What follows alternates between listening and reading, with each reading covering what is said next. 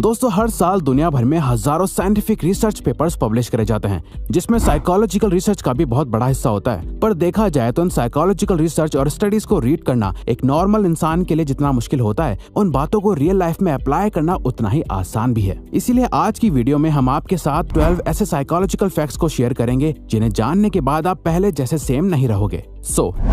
Number 1, music changes perception. हम सभी ये जानते हैं कि म्यूजिक हमारे मूड को चेंज करने का पावर रखता है। एक हाईली एनर्जेटिक सॉन्ग सुनकर आप मोटिवेटेड फील करोगे और वहीं एक सैड सॉन्ग आपको सैड और डिप्रेस्ड फील करा सकता है। आप किस टाइप का म्यूजिक सुनना पसंद करते हो, ये एक्चुअली में अफेक्ट करता है कि आप इस दुनिया को किस नजर से देखते हो। 2011 की एक स्टडी में लोगों को एक टास्क दिया गया जहाँ उन्हें डिफरेंट म्यूजिक सुनते हुए एक पेपर पर हैप्पी और सैड फेसेस को टिक करना था। रिजल्ट ये देखा गया कि सैड म्यूजिक सुनते हुए ज्यादातर लोग सैड फेसेस को टिक कर रहे थे, वहीं हैप्पी म्यूजिक सुनते टाइम लोग हैप्पी फेसेस को चूज कर रहे थे, जिसे परसेप्चुअल एक्सपेक्टेशन का नाम दिया गया। जहां आप अपने कानों से कुछ सुनते हो तो आपका ब्रेन आपकी आंखों से सिमिलर चीजें देखने लगता है। इसीलिए एनर्जेटिक म्यूजिक वर्कआउट करते टाइम बहुत हेल्प करता है और सॉफ्ट म्यूजिक आपको फोकस करने में हेल्प करता है। Dunning Kruger effect. 1999 में 2 सोशल साइकोलॉजिस्ट ने ये डिस्कवर करा कि इंटेलिजेंट लोग हमेशा अपने आप को एक बिलो एवरेज पर्सन की तरह ट्रीट करते हैं। वो कभी भी खुद को बाकियों से ज्यादा स्मार्ट नहीं मानते। वहीं दूसरी तरफ एवरेज आईक्यू वाले लोग इसका बिल्कुल ऑपोजिट करते हैं। उन्हें हमेशा ये लगता है कि वो बाकियों से ज्यादा बेटर है। इसीलिए अगर आप ऐसे लोगों से मिलो जो हर बात में खुद को सुपीरियर शो करते हैं, जो ये दिखाते हैं कि वो कितने ज्यादा स्मार्ट हैं, तो समझ जाओ कि ये बस एक डनिंग-क्रूगर इफेक्ट का असर है। वो असल में इतने इंटेलिजेंट नहीं है जितना वो दिखा रहे हैं, क्योंकि एक हाईली इंटेलिजेंट पर्सन कभी भी अपनी नॉलेज से सेटिस्फाइड नहीं होता। वो हमेशा खुद की एबिलिटी पर डाउट करता है, क्योंकि उन्हें लगता है कि वो और बेहतर हो सकता है। फॉर एग्जाम्पल, आपने अक्सर ये तो देखा ही होगा, जो दोस्त ये कहता है कि उसने एग्जाम के लिए कुछ नहीं पढ़ा, वो बिल्कुल प्रिपेयर होके नहीं आया था। मोस्टली केसेस में उसी फ्रेंड के अच्छे मार्क्स आते हैं, जबकि उसने बोला था कि मेरा एग्जाम अच्छा नहीं गया, मैं और अच्छा कर सकता था। क्योंकि मानो या ना मानो, वो सच में थोड़ा ज्यादा इंटेलिजेंट पर्सन है।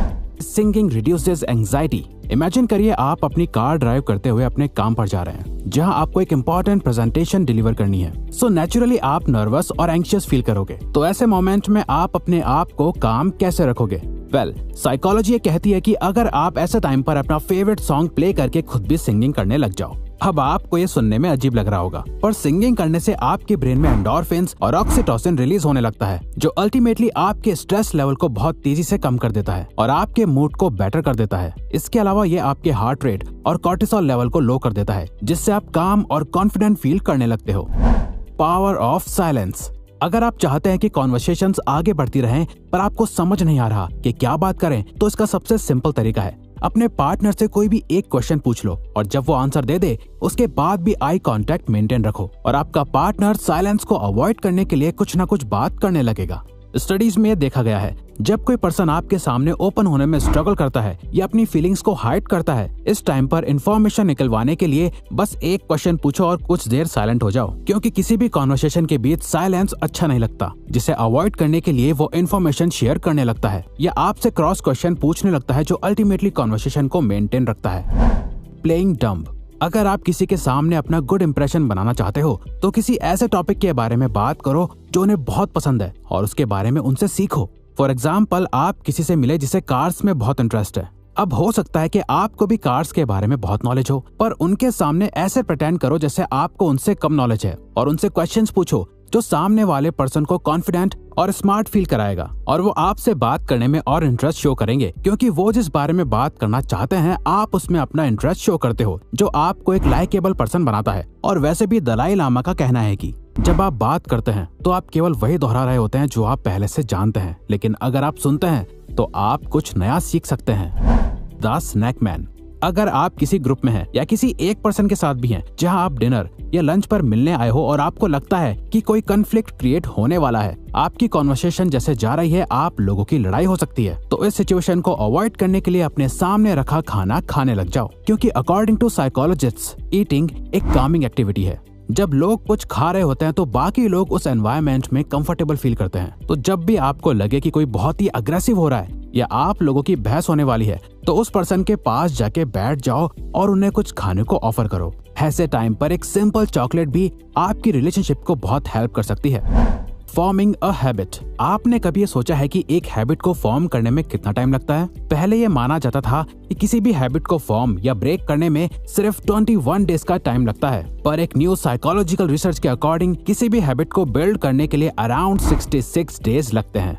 इसीलिए जो लोग ये सोचकर कोई भी न्यू हैबिट बिल्ड करना स्टार्ट करते हैं कि 21 डेज के बाद उन्हें आदत पड़ जाएगी, और जब वो 22nd डे पर फेल हो जाते हैं तो उन्हें बहुत डिसअपॉइंटमेंट होती है और वो क्विट कर देते हैं। रिसर्च के अकॉर्डिंग अगर आप 66 डेज को 3 फेजेस में बांट दें, जहां शुरू के 22 दिन आपको बहुत अनकंफर्टेबल फील होंगे, नेक्स्ट 22 दिन आपसे बिल्कुल हैंडल नहीं होंगे, आप ऑलमोस्ट क्विट कर देंगे, और लास्ट 22 डेज के बाद आप एक मोमेंटम बिल्ड कर लेंगे, जिसके बाद वो हैबिट आपके माइंड और बॉडी से कनेक्ट हो जाएगी, आपकी रूटीन में आ जाएगी और आप सक्सेसफुली हैबिट बिल्ड कर लेंगे। Call people bye their name. Psychologist कहते हैं कि हर पर्सन को अपना नाम सुनना सबसे फेवरेट साउंड लगता है, क्योंकि हम सभी के लिए अपना नाम बहुत इंपॉर्टेंट होता है। तो जब कोई आपके नाम को याद रखता है तो आप भी अपनी इंपॉर्टेंस फील करते हो। सिमिलरली आपने ये नोटिस करा होगा कि जब कोई आपका नाम भूल जाता है तो आप इंसल्टेड भी फील करते हो। इसीलिए किसी के सामने अपनी लाइकेबल प्रेजेंस बनाने के लिए इम्पोर्टेंट है कि कॉन्वर्सेशन में आप सामने वाले के नाम को यूज करते रहो, जो उन्हें इम्पोर्टेंस फील कराता रहेगा और वो आपके साथ और कंफर्टेबल फील करने लगेंगे। मल्टीटास्किंग। क्या आपको लगता है कि आप मल्टीटास्किंग कर सकते हो?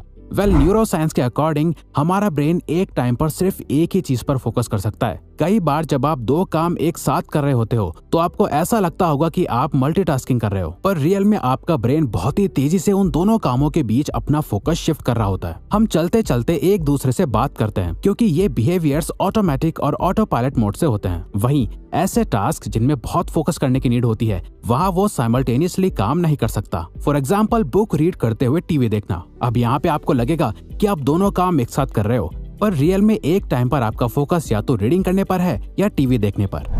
Provide a choice. अगर आप चाहते हैं कि सामने वाला पर्सन एक डिसीजन ले जो आपके फेवर में हो, तो सिंपली उन्हें ऑप्शंस दो जो आपके डिसीजंस के फेवर में हो। फॉर एग्जाम्पल, अगर कोई अपने बच्चे को पढ़ाई करने के लिए बोलना चाहता है तो सिंपली उसे ये बोलने के बजाय कि जाओ पढ़ो, उन्हें चॉइस दो कि चलो पढ़ाई का टाइम हो गया, पहले इंग्लिश पढ़ोगे या मैथ्स। तो जब वो कोई भी चॉइस लेंगे तो उन्हें लगेगा कि वो खुद ये डिसीजन ले रहे हैं, वो अपने कंट्रोल में है। अब ये ट्रिक आप किसी के भी साथ यूज कर सकते हो। जैसे आपने नोटिस करा होगा कि हर रेस्टोरेंट में वेटर्स इसी ट्रिक का यूज करते हैं। वो आपको वो सारे ऑप्शंस देते हैं जो वो चाहते हैं कि आप ऑर्डर करो, और आप इनडायरेक्टली वही करते हो, पर आपको ऐसा लगता है कि वो डिसीजन आपने लिया, लेकिन रियलिटी में वो डिसीजन आपके वेटर ने पहले ही ले लिया था। यानी कि वो ट्राई करते हैं कि आप कुछ चुनिंदा चीजों में से ही कुछ एक चीज ऑर्डर कर दें जिसे रेडी करने में रेस्टोरेंट को ज्यादा टाइम ना लगे। The power of sunlight. दोस्तों, आपने भी नोटिस करा होगा कि पूरा दिन अपने घर या ऑफिस में बिताने के बाद जब आप बाहर निकलते हैं तो इंस्टेंटली आपका मूड बेटर हो जाता है, क्योंकि सनलाइट के बेनिफिट सिर्फ मेडिकल फील्ड्स में नहीं है जो सिर्फ आपकी बोन्स के लिए बेटर है, बल्कि कई रिसर्च में देखा गया है कि सनलाइट कई मूड डिसऑर्डर्स जैसे डिप्रेशन को भी प्रिवेंट करता है। सनलाइट से मिलने वाला विटामिन डी मूड स्टेबलाइजर की तरह एक्ट करता है और हमारे ब्रेन में प्लेजरेबल हार्मोन्स को रिलीज करता है। और ये देखा गया है कि जिन कंट्रीज में सनलाइट की रीच कम होती है, वहाँ के लोगों में डिप्रेशन के ज्यादा सिम्टम्स देखे जाते हैं। तो आपको बस दिन में 10 मिनट डायरेक्ट सनलाइट लेनी है, जो लिटरली आपकी लाइफ को चेंज कर देगा, और ये मॉर्निंग सनलाइट होगी तो और भी अच्छा। Mirror body language. अगर आप किसी से बात करते टाइम उनकी बॉडी लैंग्वेज या उनके कुछ बिहेवियर्स को कॉपी करने लग जाओ तो वो आपके साथ इंस्टेंट ट्रस्ट फॉर्म कर लेंगे। वो जैसे बात करते हैं, जैसे मूव करते हैं, अगर आप भी उनके कुछ एक्सप्रेशंस को मिरर करने लगो तो वो आपको और पसंद करने लगेंगे, क्योंकि वो आपसे और भी ज्यादा कंपैटिबल फील करेंगे। साइकोलॉजिस्ट इसे कैमेलियन इफेक्ट कहते हैं। फॉर एग्जाम्पल, किसी से बात करते टाइम ये नोटिस करो कि वो कौन से वर्ड सबसे ज्यादा यूज करते हैं, और आप भी बात करते टाइम उन वर्ड्स का यूज करने लग जाओ। इससे वो खुद को आपसे आइडेंटिफाइड कर पाएंगे, उन्हें लगेगा कि आप भी उन्हीं के जैसे हो, और वो आपकी कंपनी को एंजॉय करने लगेंगे। तो अगर आपको ये वीडियो अच्छी लगी तो वीडियो को लाइक और सब्सक्राइब बटन पे क्लिक करके इस चैनल को ग्रो करने में सपोर्ट करो, और बेल नोटिफिकेशन ऑन कर लीजिए ताकि आप आने वाली वीडियोस मिस ना कर पाओ। Thank you for watching.